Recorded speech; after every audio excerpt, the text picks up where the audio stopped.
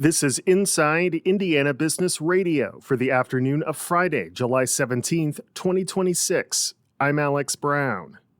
Bloomingfoods, a member-owned grocery cooperative in Bloomington, is celebrating 50 years in business this month. Since 1976, Bloomingfoods has grown into a two-store cooperative focused on supporting local farmers, sustainable food systems, and community organizations, which produce manager Michael Jackson says has helped the co-op remain a fixture for 5 decades. It's a big anniversary, half a century being in this community, and we just want to express that we appreciate all the years that we've had support in this community and bring people together and celebrate that. The co-op will host a community block party to celebrate the milestone on July 25th.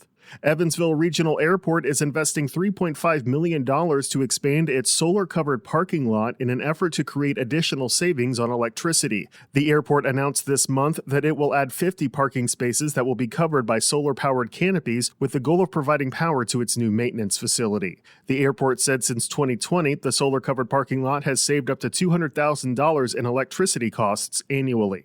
Officials in West Central Indiana held a ribbon-cutting ceremony Thursday at St. Mary of the Woods College to celebrate a $2 million public athletics and equine-focused investment. The celebration also marked the construction of a new multi-purpose football and soccer field that is set for completion this fall. The funding supports a broad series of athletic and equine infrastructure improvements designed to strengthen student recruitment, expand event capacity, and increase the region's ability to attract collegiate competitions, equine events, and visitors from across Indiana and the Midwest. From the number one source for Indiana business news, this is Inside Indiana Business Radio.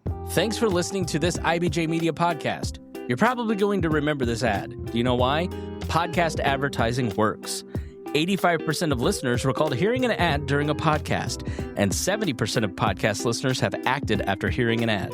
So whether you're looking to be heard across the entire IBJ Media Podcast Network, sponsor one of our shows, or just start with a 30-second ad, IBJ Media can help. Contact advertise at ibj.com to learn more. Senate District 29 candidate John Ruckelhaus released a plan Thursday to bring Indiana state water policy activities under one umbrella. IIB's Aubriana Herron has more. If elected in November, the Carmel Republican said that he would push legislation to create a cabinet-level water czar responsible for overseeing large-scale water withdrawals as the state continues to attract water-hungry industrial developments. The proposal includes wrapping the water-related activities of the Indiana Utility Regulatory Commission, Office of Utility Consumer Counselor, Indiana Department of Environmental Management, Indiana Finance Authority, Department of Natural Resources, and potentially others together. Under the proposal, the position would be appointed by the governor, but confirmed by the Legislative Council, which Ruckelhaus said would encourage the czar to be nonpartisan.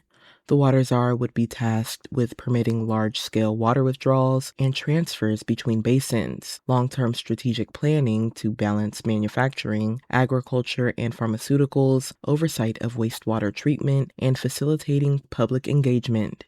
Senate District 29 Democratic nominee Christina Moorhead said the proposal would not solve the state's water challenges and instead concentrate more power in the governor's office. District 29 includes Northwest Indianapolis, Zionsville, and Carmel.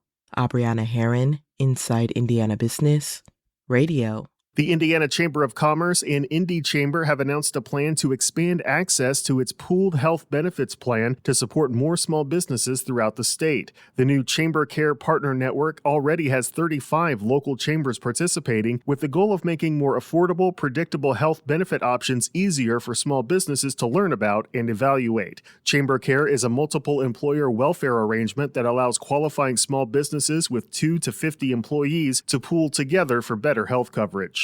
Fort Wayne Metal's Chief Legal Officer Rachel Osting says the company's $18.5 million expansion that will add 150 jobs represents a commitment by New York-based Axel Johnson Inc., which completed its acquisition of the company earlier this month. It is a continuation of our 40 years of growth and further acknowledgement that the new ownership appreciates and respects that continued growth and doesn't have plans to change it at this time. I think we're most excited to see where, this next chapter is going to go in terms of new opportunities and growth. Osting credited former owner and CEO Scott Glaze for building the company into what it is today, especially the dedication to its workforce.